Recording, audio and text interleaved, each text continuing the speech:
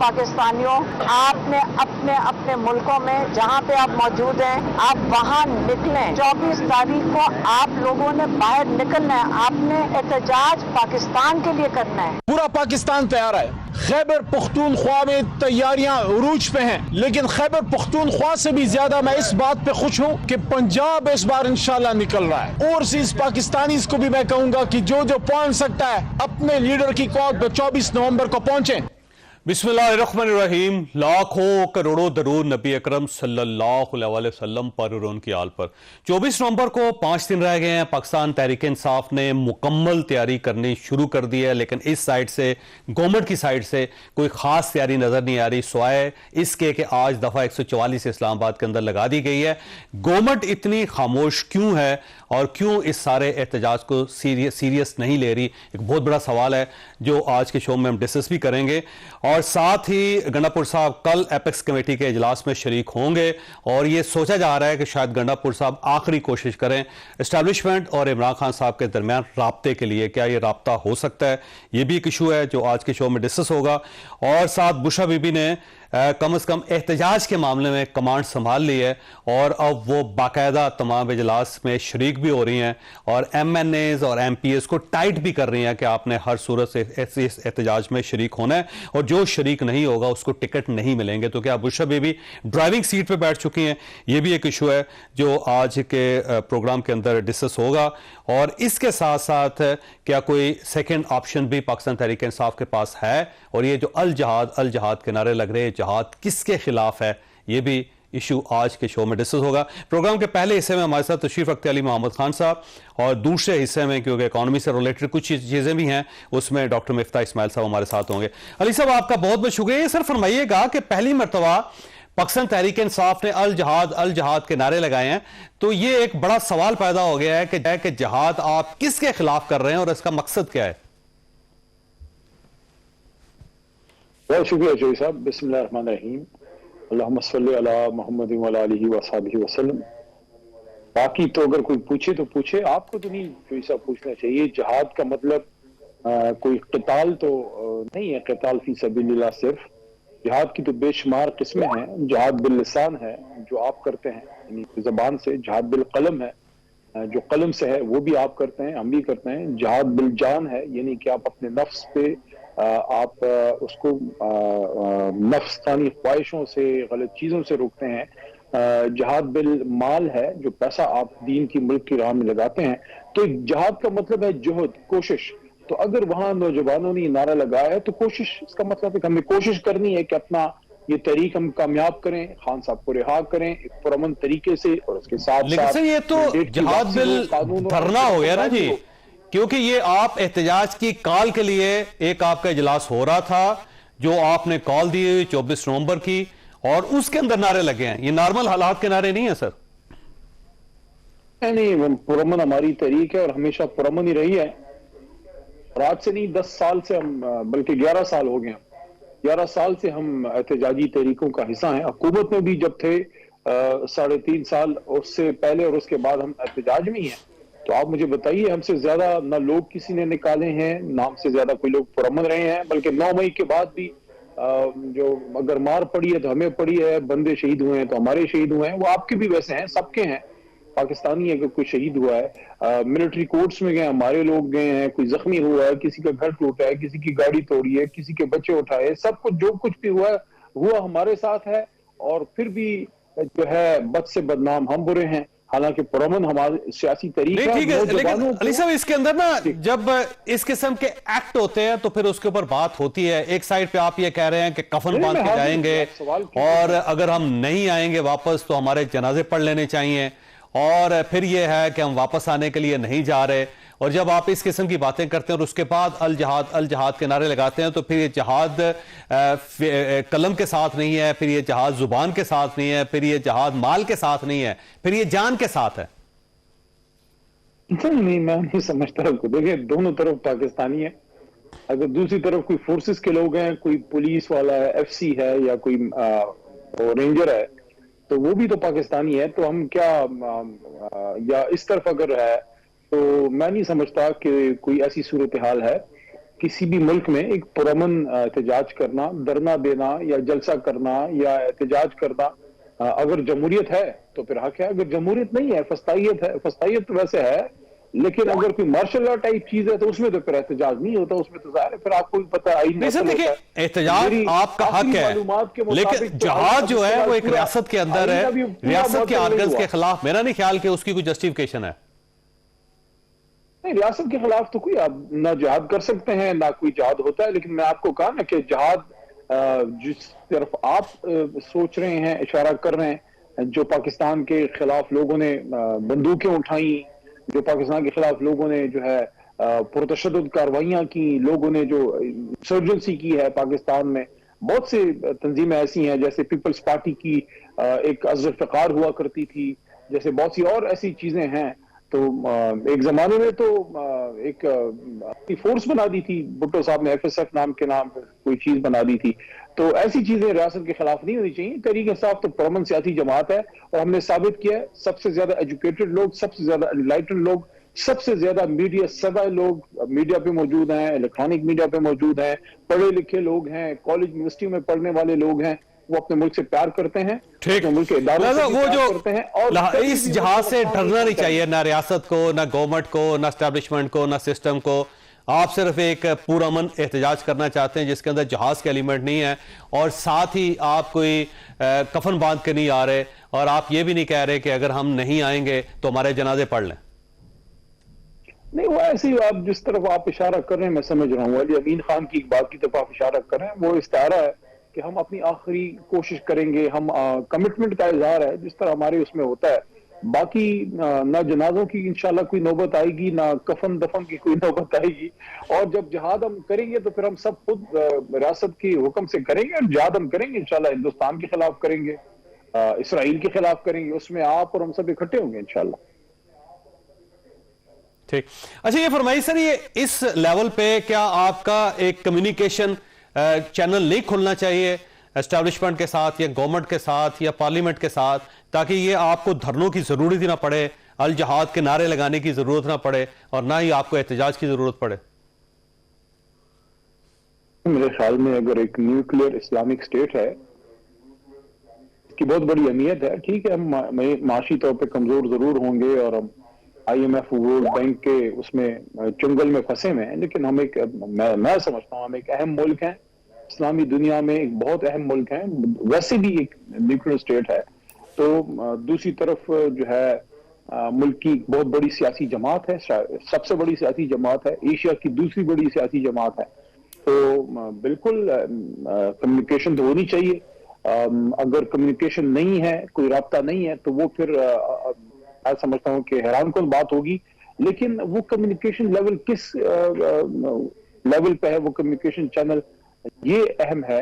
मेरे ख्याल में इसमें अहम तरीन शख्स जो है वो खान साहब खुद हैं, और इसलिए मैंने खान साहब से ये जो जुमा गुजरा पूछा, मैंने एक मुलाकात थी लॉयर्स की, मैं भी वहीं था, तो मैंने पूछा कि अगर 24 से पहले पार्टी से कोई राब्ता होता है, हुकूमत की तरफ से कोई भी राब्ता होता है इन मामलात के हल के लिए, तो फिर आप क्या कहते हैं? तो खान साहब ने कहा कि अगर कोई बात होती है तो मुझसे डायरेक्ट होगी। तो खान साहब ने इनकार नहीं किया। इसका मतलब है कि खान साहब ने ये नहीं कहा कि मैं कोई बात नहीं करूंगा, लेकिन अगर बात वो करेंगे तो वो खुद करेंगे। ये भी एक अच्छी बात है कि उन्होंने इनकार नहीं किया। लेकिन हुकूमत की तरफ से क्या संजीदगी है? हुकूमत की तरफ से 9 महीने हो गए हैं, फॉर्म 47 की हुकूमत बैठी हुई है। आप खुद बहुत सी चीजों से वाकिफ हैं, शायद ओपनली यहाँ पे जाहिर है आप ना कर सकते होंगे, लेकिन बेशुमार ऐसे हकायक मौजूद हैं कि इनके अहम तरीन लोग अपनी सीटें हारे बैठे हैं। एक हारे हुए लोगों को सियासी तौर पे जो बिल्कुल खत्म है, इसलिए मैं देखें जिस तरह बदन से रूह निकल जाए तो उसको लाश कहते हैं, इसी तरह किसी भी सियासी जमात के पीछे से अगर अवाम हट जाए तो सियासी लाशों को कौम के ऊपर बैठा दिया है। इससे हुकूमतें कौन सी चलती हैं, कौन सी रियासतें चलती हैं? मैं नहीं समझता कि जिम्मेदार लोगों को या कोई भी जो इस मुल्क में एस्टेब्लिशमेंट है या उन लोगों को इन चीजों में बीच में आना चाहिए। मेरे ख्याल में सियासी फोर्सेस को ये मामला हल करने दें, जिसको अवाम ने वोट दिया है उसको हुकूमत करने दें। किसी और को बीच में पढ़ने की क्या जरूरत? अब अवाम ठीक ने हो। वोट नहीं दिया। अच्छा अली साहब, मैंने बगैर ब्रेक लेनी है, सियासी लेकिन मैंडेट के आपके पास बैठे हैं। एक सवाल छोड़ के जा रहा हूं कि सुबह एपेक्स कमेटी का इजलास है इस्लामाबाद में, जिसकी ज़ाहिर सदारत प्राइम मिनिस्टर करेंगे और उसमें डीजीआई भी होंगे और आर्मी चीफ भी होंगे, और ये एक इशू उठ रहा था और कुछ इंफॉर्मेशन निकल रही थी कि गंडापुर साहब कल पूरी कोशिश करेंगे कि कोई एक चैनल खुल जाए ताकि ये एहतजाज की नौबत ना आए। तो क्या गंडापुर साहब के पास ये मैंडेट है कि वो अफवाज पाकिस्तान के साथ या गवर्नमेंट के साथ इंगेजमेंट करके 24 नवंबर के लिए एक कोई सोल्यूशन निकाल सकते हैं? छोटी सी ब्रेक, और ब्रेक के बाद दोबारा हाजिर होते हैं।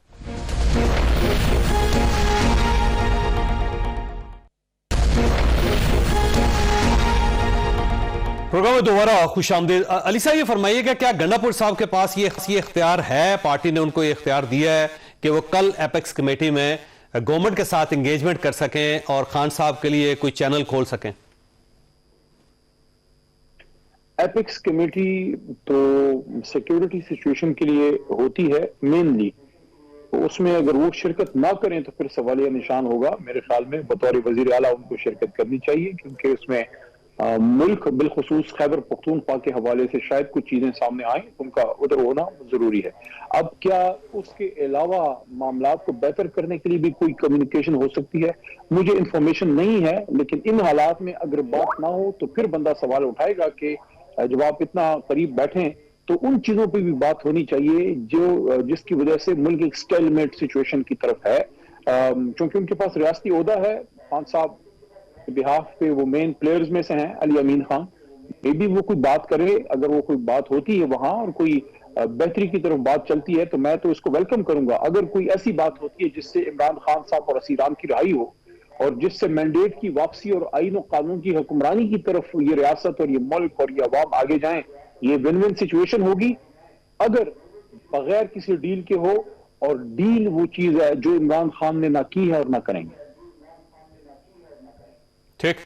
अच्छा ये फरमाइए सर, ये बुशरा बीबी जो है वो इजलास के अंदर शरीक भी हो रही हैं और उनकी कमांडिंग पोजीशन भी है कि उन्होंने ये भी कहा है कि किस एमपीए ने कितने लोग लेके आना है, किस एमएनए ने लेके आना है, और अब बसेस जो उनकी फुटेजेस बनेंगी, फिर बसेस के अंदर जो लोग हैं उनकी भी वीडियोस बनेंगी और वो वीडियोस शेयर होंगी, और आखिर में ये फैसला किया जाएगा कि कौन पार्टी के साथ मुखलिस है और कौन नहीं है, और जो इस एहतजाज के लिए बहुत ज्यादा एफर्ट नहीं करेगा उसे टिकट नहीं मिलेंगे। तो क्या बुशरा बीबी जो इजलास कर रही हैं आप उससे कंफर्टेबल हैं? आपका ख्याल ये है कि ठीक है, ऐसा होना चाहिए?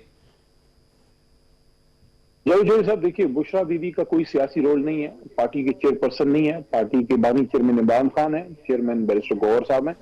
उन्होंने सिर्फ अपने शोहर और मुल्क के साबिक वजीर आजम का पैगाम वहां लोगों तक पहुंचाया है, दैट्स ऑल।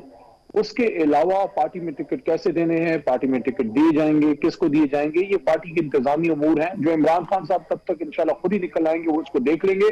दूसरा, मैं इस तासर को मुकम्मल रद्द करता हूं कि किसी प्रेशर में या किसी के हुक्म पे या किसी को जो है सख्त बात करके लोगों को निकाला जा रहा है, ऐसा नहीं है। ना ऐसी कोई कोशिश की गई है, ना ऐसी कोई कोशिश होनी चाहिए।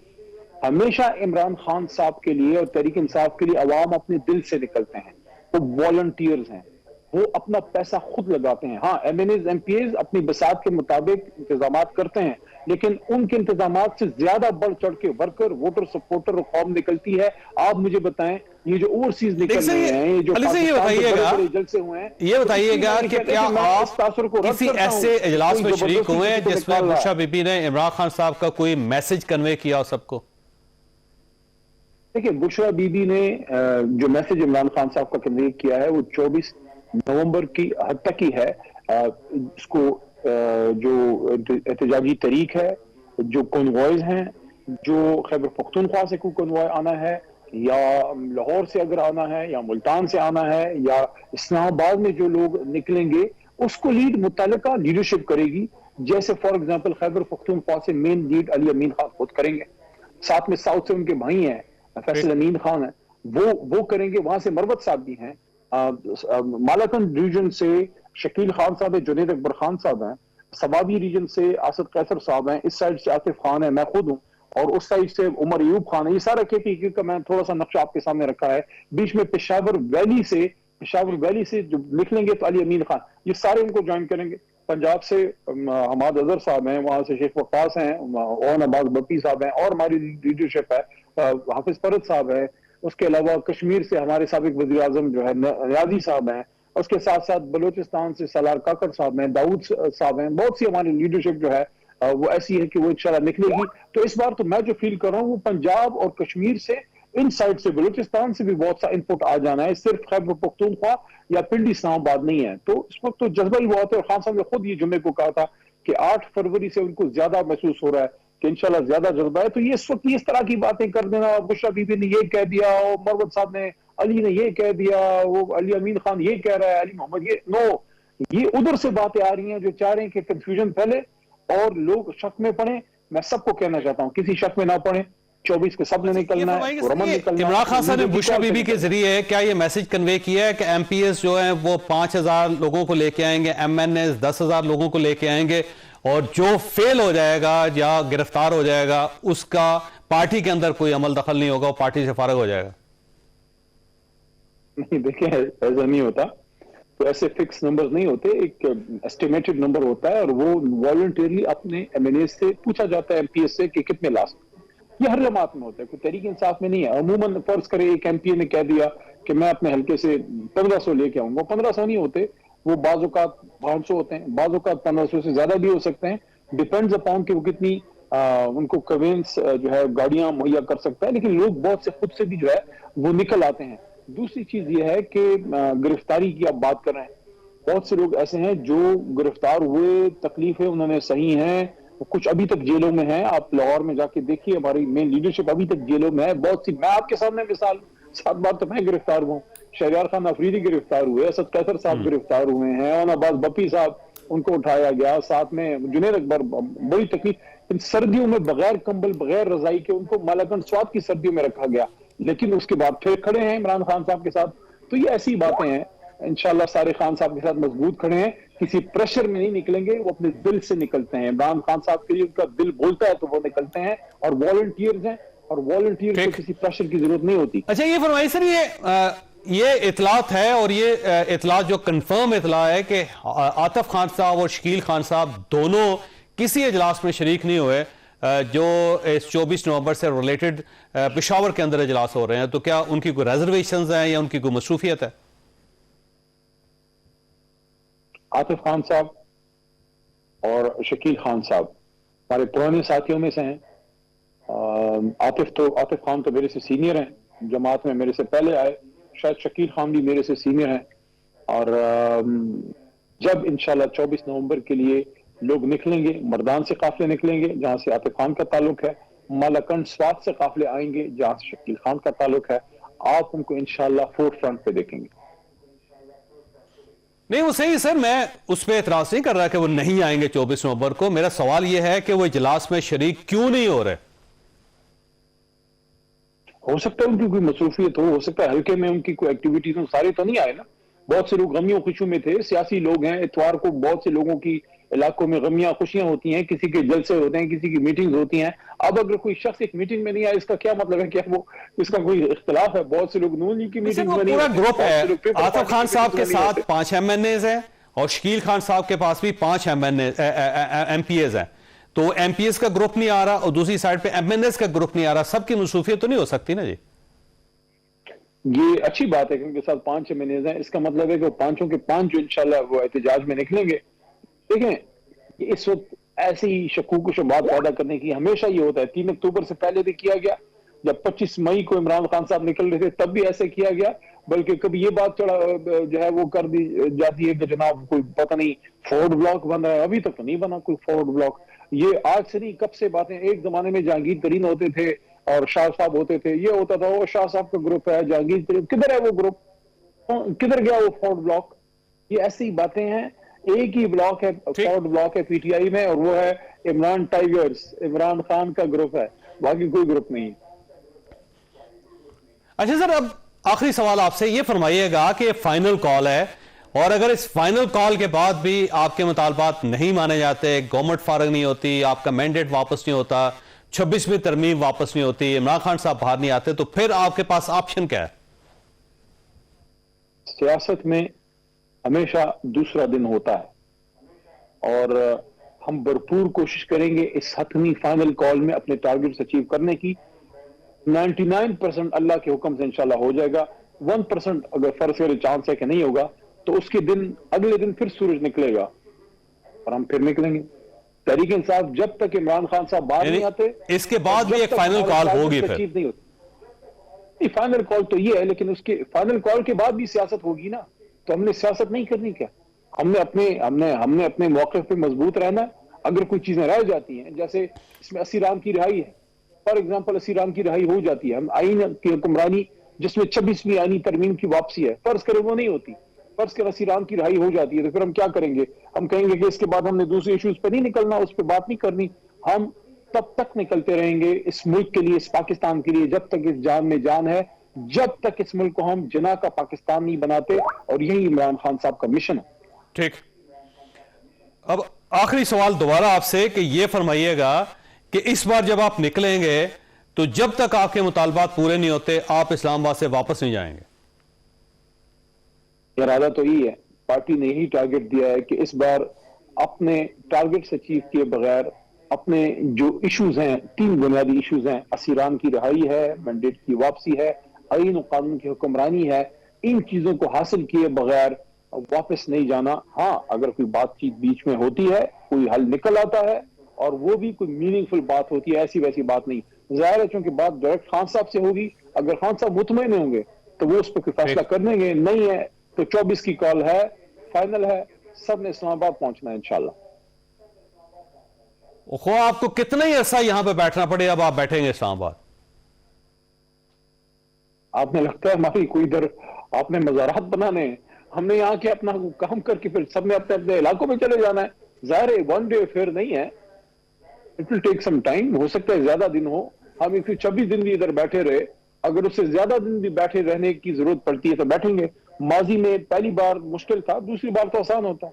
पहली बार हम 126 दिन बैठे थे, बहुत से लोग ये कहते हैं ओ जनाब आपको सपोर्ट थी, फलाना था, हमें अवाम की सपोर्ट थी। जिसको अवाम की सपोर्ट ना हो ना, कोई किसी को कहीं नहीं बैठा सकता, वरना दिला दे कोई धरना जिसे 1 हफ्ता इस सर्दियों में। सही हो अली साहब, आपका बहुत शुक्रिया। ख्वाजा साहब आप एक छोटा सा वक्फा लेना है, लेकिन वक्फे में जाने से पहले आपके सामने एक नुक्ता रखता चलूं कि 26 नवंबर को जब ये एहतजाज शुरू होगा तो पाकिस्तान की इकॉनमी किस साइड पे जाएगी, क्योंकि इस वक्त बड़ी मुश्किल से इकॉनमी ट्रैक पे आई है, और अगर ये ट्रैक पे आई है तो क्या इसको बहाल रखा जा सकेगा, ये एक बड़ा सवाल है जो वक्फे के बाद हम डॉक्टर मिफ्ता इस्माइल साहब के सामने रखेंगे। ब्रेक और ब्रेक के बाद दोबारा जरूरत।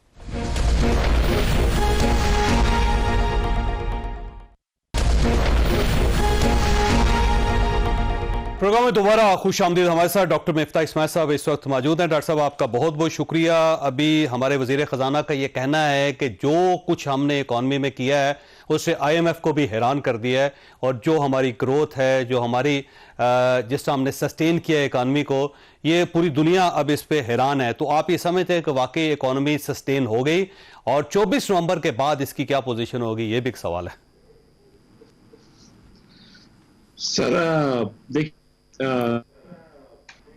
24 नवंबर का जवाब तो आसान है कि वो 2-4 दिन का ये होगा तूफान बदतमीजी। हुकूमत ओवर रिएक्ट करेगी, 15-20 तारीख से 18-20 तारीख से लोगों को पकड़ दकर शुरू करेगी, कंटेनर लगा देगी, फिर PTI आएगी, गंडापुर साहब अचानक रास्ते से गायब हो जाएंगे, फिर KP हाउस से मिल जाएंगे और फिर अचानक असेंबली में आ जाएंगे, और वही चीज़ होती है जो होती रहेगी। वो एक और किस्त हुई है, ये पहली मरतबा हमने देख चुके हैं, 2 मरतबा ड्रामा, वही तीसरी मरतबा होगा। उससे थोड़ी अफरा तफरी होती है, 1-2 फॉरेन जरीदों के अंदर आर्टिकल आ जाएंगे पाकिस्तान में इंस्टेबिलिटी के, यहाँ पे थोड़े से लोग घबरा जाएंगे जो फॉरेन इन्वेस्टर है, इसके अलावा तो कुछ भी नहीं होगा। तो ये तो मेरा ख्याल है कि इस बार उनका ये कहना है कि हम वापस नहीं जा रहे और कफन बांध के आएंगे, और जब तक हमारे मुतालबात पूरे नहीं होते हम इस्लामाबाद के अंदर बैठेंगे। इस बार वो ये समझ रहे कि फाइनल कॉल है ये। सर ये फाइनल कॉल भी मेरे ख्याल से कोई दूसरी, तीसरी, चौथी है। देखिए, मैं तो PTI की इस बात को हिमायत करता हूं कि ये इलेक्शंस जो थे वो चोरी हुए हैं, और इस पे कोई ना कोई निगोशिएटेड सेटलमेंट करना चाहिए, और कोई ना कोई इसका हल निकालना चाहिए। ये PTI की ये वाली बात जो है, ये 14 के धरने की तरह नहीं है जो एकदम आर्टिफिशियल बात पे धरना कर रहे थे। इसमें रियलिटी है कि इनके साथ इलेक्शन चोरी हुआ है। और इस पे अगर कोई बैठ के मुज़ाकरात कर ले तो इसमें कोई हर्ज नहीं, हम सब पाकिस्तानी है। लेकिन दैट्स लेकिन ये तरीक़ेकार मेरे ख्याल से कि आप सियासी हुकूमत की मशीनरी ला रहे हैं, वो सब कर रहे हैं, वो भी गलत है। और इस तरह पकड़ धकड़ करना, बच्चों को, आज मैंने देखा था कि बच्चों को पकड़ा गया है, उनके हाथ बांधे हुए हैं, वो सिर्फ पैम्फलेट्स बांट रहे थे इमरान खान को रिहा करो, तो वो भी गलत है, बल्कि बहुत ही गलत है। तो रियासत को माँ की तरह होना चाहिए, जिस तरह बिहेव कर रहे हैं ये सही नहीं है। और मुल्क जो है वो बुरी तरीके से इससे सफ़र करता है, इस किस्म की पॉलिटिकल इंस्टेबिलिटी से। हुकूमत को चाहिए कि इसका कोई ना कोई हल निकालें, अपोजिशन से ज़्यादा ये हुकूमत की जिम्मेदारी है। ठीक, और इकॉनमी की तरफ आए सर, ये सस्टेन हो गई है, अब वजीर खजाना का ये ऐलान है, और क्या आप समझते हैं कि वाकई अब हम खतरे से बाहर हैं? देखिए, डिफॉल्ट का खतरा तो उस दिन खत्म हो गया था जिस दिन आपने IMF से बात कर ली थी, डील कर ली थी कुछ महीने पहले, और उसके बाद हम सब ये कह चुके थे टीवी पे, और उसके बाद जब तक आप IMF के प्रोग्राम में रहेंगे इंशाल्लाह डिफॉल्ट का कोई चांस नहीं है। जहां तक मैक्रो इकोनॉमिक सिचुएशन है तो उसमें इंप्रूवमेंट ये जरूर आई है कि दुनिया भर में क्योंकि खाम तेल की कीमतों में कमी आ गई है, तो पाकिस्तान से उससे अफरात ज़र कम हो गया है। महंगाई कम नहीं हुई, महंगाई जिस रफ्तार से बढ़ रही थी उस रफ्तार में कमी आई है। तो अगर पहले 25% की रफ्तार से महंगाई बढ़ रही थी, तो अब 12% की रफ्तार से महंगाई बढ़ रही है। महंगाई में बहरहाल इजाफा हो रहा है, लेकिन रफ्तार में कमी आई है क्योंकि दुनिया भर में तेल हुआ है। लेकिन सर वो वज़ीर ख़ज़ाना का क्लेम ये है कि सिंगल डिजिट पे आ गई अब इन्फ्लेशन। एक पिछले महीने ये बात एकदम दुरुस्त है, उससे पिछले महीने जो था वो अर्बन एरियाज में सिंगल डिजिट पे था, उससे रूरल एरियाज में डबल डिजिट पे था, और अल्लाह करे तो इससे भी कम हो जाए। मैं तो ज़ाहिर दुआ करता हूँ तो पाकिस्तानी की ये चीज़ हो जाए। इसी तरह स्टॉक मार्केट भी बड़ी है, लेकिन इसके अंदर हुकूमत की कोई कारकर्दगी नहीं है। इस हुकूमत ने जितने रिफॉर्म्स की बात की थी उसमें से कोई भी नहीं की। इन्होंने कहा था हम पेंशन रिफॉर्म्स करेंगे, हुकूमत का, वो नहीं कर पाए। इन्होंने कहा था हम अखराजात कम करेंगे, हुकूमत के, वो नहीं किए, बल्कि 22% जारी अखराजात बढ़ा दिए। उन्होंने कहा था कि हम कुछ वजारतें डिवॉल्व करेंगे सूबों को, वो नहीं की। इन्होंने कहा कुछ वजारतें बंद करेंगे, वो नहीं किया। उन्होंने कहा था कुछ अखराजात सूबों को दे देंगे नेशनल फाइनेंस पैक्ट के तहत, वो नहीं किया। इन्होंने इनफैक्ट नेशनल फाइनेंस कमीशन बनाया भी नहीं है।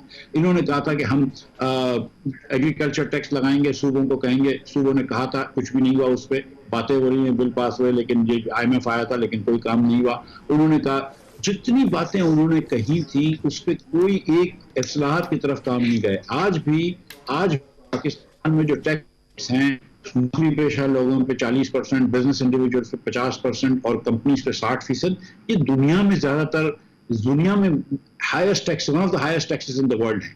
और ये आप बिजली जो हमारी है वो दुनिया में महंगी तरीन, हमारे खित्ते में महंगी तरीन है, हमारे हम पर्दा मुल्कों में महंगी तरीन है। इंडोनेशिया से महंगी, मलेशिया से महंगी, थाईलैंड से महंगी, साउथ अफ्रीका से महंगी, हिंदुस्तान, बांग्लादेश और नेपाल से तो जाहिर है महंगी। हमारी गैस भी इन सबसे महंगी। तो आप ना सरमायाकारी ला सके हैं, ना आपने इकोनॉमिक ग्रोथ की है। आपका आज भी 40% पाकिस्तानी जो है वो खतरे गुर्बत के नीचे है। पिछले साल आपने 1.5 करोड़ और पाकिस्तानियों को खतरे गुर्बत के नीचे डाल दिया है। 10 करोड़ 50 लाख लोग खतरे गुर्बत के नीचे हैं। तो यस, मैक्रो इकोनॉमिक स्टेबिलिटी आई है बिकॉज दुनिया में तेल की कीमत कम हुई है। इस हुकूमत ने उसने क्या किया मुझे बता दें।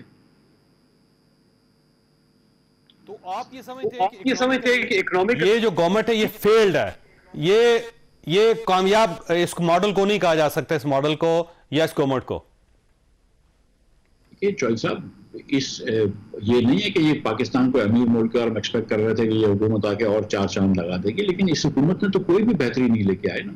जिस दुनिया में तेल की कीमत कम हुई है उससे पाकिस्तान में पेट्रोल की कीमत कम हुई है। इसके अलावा मुझे बताएं कि क्या अच्छी न्यूज़ आई है, क्या ग्रोथ इकोनॉमिक्स हो रही है, क्या मैन्युफैक्चरिंग बढ़ रही है, क्या बरामदात तेजी से बढ़ रहे हैं, क्या बेहतरी आई है इसके अंदर, क्या मईशत चल रही है। 3% से मईशत नहीं चल रही। 9,700 अरब रुपए आपने सूद के रखे थे, शरह सूद में कमी आई है क्योंकि इन्फ्लेशन में कमी आई है। लेकिन इस हुकूमत ने क्या किया है, मैं फिर से ही पूछ रहा हूं कि कोई एक वादा इन्होंने जो किया था रिफॉर्म करने का, क्या कम हुआ है? क्या पाकिस्तानी आज बिजली के बिल से परेशान नहीं है? क्या पाकिस्तानी आज गैस के बिल से परेशान नहीं है? क्या पाकिस्तानी आज हर चीज पे सेल टैक्स लगी है? दूध पे सेल्स टैक्स, बच्चों के दूध पे सेल टैक्स, बच्चों के कपड़े पे सेल टैक्स, पेन पे टैक्स, सेल्स टैक्स, कागज पे सेल्स टैक्स, किस चीज पे टैक्स नहीं लगाया मुझे बताइए। तो इस हुकूमत ने क्या किया? नवाज शरीफ आए को कहा कि हाँ तुम लोगों ने सेक्रीफाइस की है, हम भी सेक्रीफाइस करते हैं, हम हुकूमत के अखराजात कम करते हैं। हमने जो PSDP और ADPs के अंदर 700 अरब रुपए MNAs और MPAs को दे रखे हैं, हम उनमें से कुछ कम कर लेते हैं। ये नहीं बोला उन्होंने। आपने देखा कि सिंध में एक असिस्टेंट कमिश्नर के लिए 150 डाले खरीदे गए, पंजाब में पता नहीं 100 के ऊपर खरीदे गए, अब वफाक ने भी कुछ 100 FBR की गाड़ियां खरीदी। क्या मुल्क की जरूरत ये है? तो फिर ठीक है, लेकिन मैं समझता हूँ कि मुल्क की जरूरत है कि कुछ टैक्स रेट्स कम हो, मुल्क की जरूरत है कि कुछ महंगाई और कम हो, मुल्क की जरूरत है कि कुछ सेल्स टैक्स में कमी आए, मुल्क की जरूरत खास तौर पर है कि हुकूमत के अखराजात में कमी आए, नेशनल फाइनेंस कमीशन फिर से बने, फिर से सूबे और वफाक जो है उसके अंदर कुछ डिस्ट्रीब्यूशन ऑफ रिसोर्सेज अच्छी तरह हो, लोकल गवर्नमेंट को एम्पावर करा जाए। ये जो 2 करोड़ 65 लाख बच्चे स्कूल के बाहर हैं, इनको स्कूल में भेजा जाए। ये जो 40% बच्चे स्टंटेड हैं, उनकी कुछ सेहत या कुछ खुराक का कुछ इंतजाम किया जाए। ये हुकूमत तो इन सब चीजों में फेल है। ठीक हो गया। अच्छा, अब मिफ्ता साहब, एक सवाल है कि निजकारी गवर्नमेंट की प्रायोरिटी थी, लेकिन अभी तक उसमें कामयाब गवर्नमेंट क्यों नहीं हो सकी? और बिलखुसूस PIA के लिए बहुत एफर्ट की गई, बहुत पैसा खर्च किया गया, उसकी फिजिबिलिटी रिपोर्ट्स बनाई गई, और ऐसा लगता था पिछले अगर हम 7-8 साल से देखें तो गवर्नमेंट इसको बेचना चाहती है, लेकिन इस बार बिडिंग भी हुई और उसमें गवर्नमेंट नाकाम हो गई। तो इसकी वजह क्या हो सकती है? छोटी सी ब्रेक, और ब्रेक के बाद दोबारा आ जाए।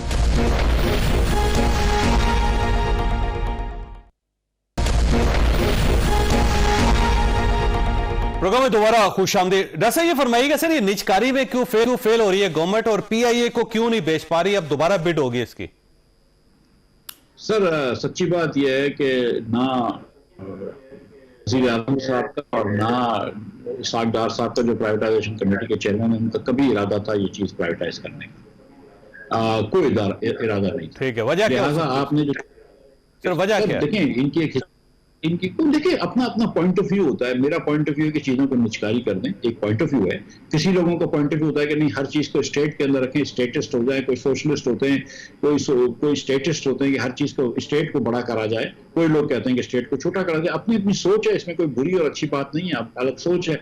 इनकी ये सोच है। 2015 में भी डार साहब ने PTI से मुआहिदा किया था कि PIA के अंदर हम माइनॉरिटी शेयर बेचेंगे, मेजॉरिटी शेयर हुकूमत रखेगी। और ये ढूंढ रहे थे ऐसा आदमी कि जो PIA के अंदर इन्वेस्ट भी करे लेकिन मेजॉरिटी शेयर भी ना लगे। वो जाहिर नहीं मिला। इस दौरान 400 अरब रुपए का नुकसान हो गया। इस बार भी जो इन्होंने शराइत रखी थी, 4 आपके पास सीरियस बायर आए थे, जिसमें 2 बाहर की एयरलाइनें भी लेकर आए थे। एक एयर अरेबिया को लेकर आए थे और एक गैसेस एयरलाइन टर्की की लेकर आए थे। उन चारों को आपने भगा दिया और आपने एक ब्लू वर्ल्ड वाले को रखा हुआ था जो एकदम सीरियस भी नहीं था, जिसने ड्यू डिलिजेंस भी सीरियस भी नहीं करी, जो प्री क्वालिफाइड भी नहीं होना चाहिए था, जिसके साथ कोई एयरलाइन भी नहीं थी। उसको आप लेकर आए आखिर तक कि यार सब चले जाए तो तू बिट कर दे, क्योंकि आपको पहले से पता थी कि जब आप जवाब देंगे तो ये सब चले जाएंगे। आप ये कह रहे थे कि हमारे 40% शेयर होंगे, तुम्हारे 60% शेयर होंगे, इस एयरलाइन में $300 मिलियन और डालने होंगे, सारे के सारे तुम डालना, लेकिन हमारा शेयर कम नहीं होगा, हमारा शेयर उतना ही रहेगा। ये कैसी कैसी मैथ कर रहे थे, अजीब अजीब बातें कर रहे थे, तो आपके लोग चले गए। अब ये जो अगर आप 6 महीने 8 महीने बाद फिर होगी तो इसका नुकसान का जिम्मेदार कौन होगा? ये एयरलाइन जो कि 100 अरब रुपया साल का नुकसान करती है, ये एयरलाइन जिसको अगर आप नुकसान नहीं बर्दाश्त कर रहे होते तो पता नहीं हर पाकिस्तान के शहर के अंदर आप आगा खान यूनिवर्सिटी हॉस्पिटल खोल सकते थे, हर पाकिस्तान के शहर में आप लम्स यूनिवर्सिटियां खोल सकते थे, पता नहीं 12,000 प्राइमरी स्कूलें खोल सकते थे। लेकिन आपने कहा कि नहीं, हम 7,700 एम्प्लॉइज पर ये सिर्फ 15 जहाजों पर चलने वाली एयरलाइन को चलाएंगे, जिससे ना किराया कम है, ना सेफ्टी ज्यादा है, ना सर्विस अच्छी है, ना पाकिस्तानियों को आसानी है। ये हमने जिद करी हुई है, क्योंकि बस हमको जो भी मराद चाहिए PIA से। तो आपका ख्याल ये कि इस साइड पे निजकारी की वजारत भी है और फिर मजीद पैसे भी खर्च किए जा रहे हैं, फिजिबिलिटी रिपोर्ट्स भी बनाई जा रही हैं, और साथ इसाक डार साहब नहीं चाहते कि PIA फरोख्त हो, तो आप इसाक डार साहब को जिम्मेदार समझते हैं इसका? नहीं, मैं तो वजीर आजम को मैंने कहा ना, वजीर आजम साहब भी नहीं चाहते, इसाक डार साहब भी नहीं चाहते। डार साहब ने जब भी मौका मिला है कभी भी प्राइवेटाइजेशन नहीं की। और ये तो गवर्नमेंट पिछले साल तक तो बढ़ा रहे थे, ये तो यूटिलिटी स्टोर्स कॉर्पोरेशन के और स्टोर खोल रहे थे। ये कहां से निजकारी करने की बातें कर रहे हैं? ये तो देखें, केयर टेकर के जमाने में इतना आगे हुआ। मैं आपसे सीधा सवाल पूछता हूं कि ये जो डिस्ट्रीब्यूशन कंपनियां हैं, बिजली की, गुजरांवाला की, इस्लामाबाद की, फैसलाबाद की, हैदराबाद की, जिसके अंदर हुकूमत ने इश्तिहार भी दिया है कि हम निजकारी की तरफ जा रहे हैं, ये बात की थी ना कि हम करेंगे निजकारी। ये जो बिजली की जनरेशन कंपनी है, इसके अंदर बात की है कि निजकारी की तरफ जा रहे हैं। ये तो कहीं पर निजकारी की तरफ नहीं गए। चले PIA को छोड़ दें, लेकिन आपको 8 महीने हो गए हुकूमत में, आपने बाकी जगहों पे क्या पेशरफ दिखाई? मुझे दिखाइए। तो ये तो करनी नहीं है इनको, वरना तो बाकी जगहों पे तो पेशरफ हो सकती थी ना। ठीक। और आखिरी सवाल सर आपसे, ये जो VPN का इशू बना हुआ है, मिफ्ता साहब, अगर आप वजीर खजाना होते तो क्या आप भी पाबंदी लगा देते हो, और क्या इससे इकॉनमी बेहतर होगी या खराब होगी, फ्रस्ट्रेशन कम होगी या फ्रस्ट्रेशन में इजाफा होगा? देखिए, गुजारिश ये है चौधरी साहब, देखें कि मैं बड़ा एहतराम करता हूँ डॉक्टर राकिब नईमी साहब का, दामद बरकातहू। उनको मतलब उनके इरादे, उनके नॉलेज का कोई चैलेंज नहीं है। लेकिन दूसरी तरफ बहुत सारे जय्यद उलमा किराम ने यह भी कहा है कि इस पे ये बात सही नहीं है। VPN से बहुत सारे बच्चे जो हैं वो काम करते हैं, रोजी कमाते हैं, बिजनेस करते हैं, और यहाँ पे हमने इंटरनेट शुरू करा है, पता नहीं हम किधर पाकिस्तान को लेके जा रहे हैं। और हाफिज ने एक बड़ी अच्छी बात की कि अगर ये CCI जो है, ये काउंसिल ऑफ इस्लामिक आइडियोलॉजी जो है, अगर ये बात करना शुरू कर रही है कि VPN सही है कि नहीं है, तो फिर इस पे भी कोई एक बात कह रहे ना कि फॉर्म 47 पे आई भी हुकूमत ठीक है कि नहीं है, उस पर भी मेरे ख्याल से फिर इस्लाम के बारे में बात कर लेते हैं।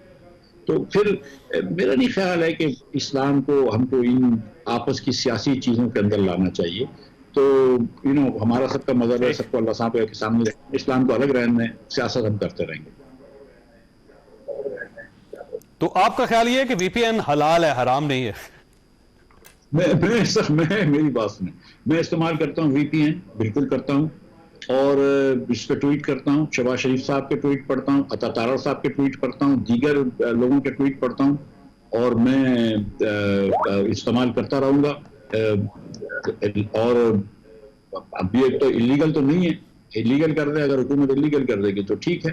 और VPN के बहुत सारे यूज होते हैं। आप कहीं बाहर जाते हैं, सऊदी अरब वगैरह, तो आप फोन पे बात भी नहीं कर सकते मां सिवाय कि आपके पास VPN नहीं हो। तो ये फिर आप मतलब सीरियसली आप सोचें कि हम कहाँ लेके जा रहे हैं मुल्क को। आपको याद है कि 10-20 साल पहले जब हम मोटरवे पे लाहौर इस्लामाबाद जाते थे तो हमारा फोन नहीं चलता था, सारा रास्ता मोबाइल फोन नहीं चलता था। अब चलने लगे, अब फिर वापस चले गए। आज व्हाट्सएप पे एक फोन कॉल नहीं हो सकता है, फोन 3 मरतबा लाइन ड्रॉप हो जाती है। तो हर आदमी के तकरीबकारी तो नहीं कर रहा होता ना, या हर आदमी खुदा ना खास्ता को पोर्नोग्राफी तो नहीं देख रहा होता ना। बिजनेस करते हैं लोग, काम काज करते हैं इस पे लोग। ये अजीब सी सोच है कि हर आदमी कोई गलत काम ही कर रहा है, मतलब मेरी सीरियसली समझ से बाहर है। और जो तकरीबकारी हो रही है, जो देखें झूठ चल रहा है पाकिस्तान भर में, रोज सुबह, आज सुबह से झूठ आ रहा था कि पंजाब हुकूमत ने कोई बाहर जाके इन्वेस्ट कर दी है, जो पंजाब हुकूमत कर नहीं सकती है। तो वो झूठे व्हाट्सएप फॉरवर्ड तो चलते हैं। आप झूठ को थोड़ी खत्म कर सकते हैं, आप तकरीबकारी को थोड़ी खत्म कर सकते हैं, आप उसकी पॉजिटिव एक्शन से लेना। ये हुकूमत जो है, ये जो धरना हो रहे हैं PTI के, आप PTI का तो 24 को धरना हो रहा है, ये तो 20 तारीख से पकड़ धकर शुरू कर देंगे। ये तो 21 तारीख को पूरे इस्लामाबाद में कराची से ज्यादा कंटेनर लगा देंगे जितने कराची पोर्ट पे नहीं खड़े हुए। ये कौन सा तरीकेकार है ओवर रिएक्शन करने का इस तरह? तो 8 दिन तक चौधरी साहब हम और आप सिर्फ टीवी पे यही बात कर रहे होंगे, धरना है, धरना है, धरना है, धरना है।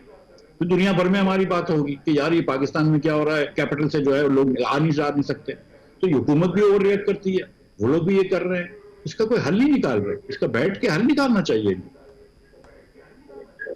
बिल्कुल सही। मैं डॉक्टर साहब आपका बहुत बहुत शुक्रिया। खासा गुफ्तगू सुनी, फैसला आपने खुद करना है। अल्लाह ताला आप और आपके अहल खाना को हर किस्म की मुसीबत से महफूज रखे। अल्लाह हाफिज।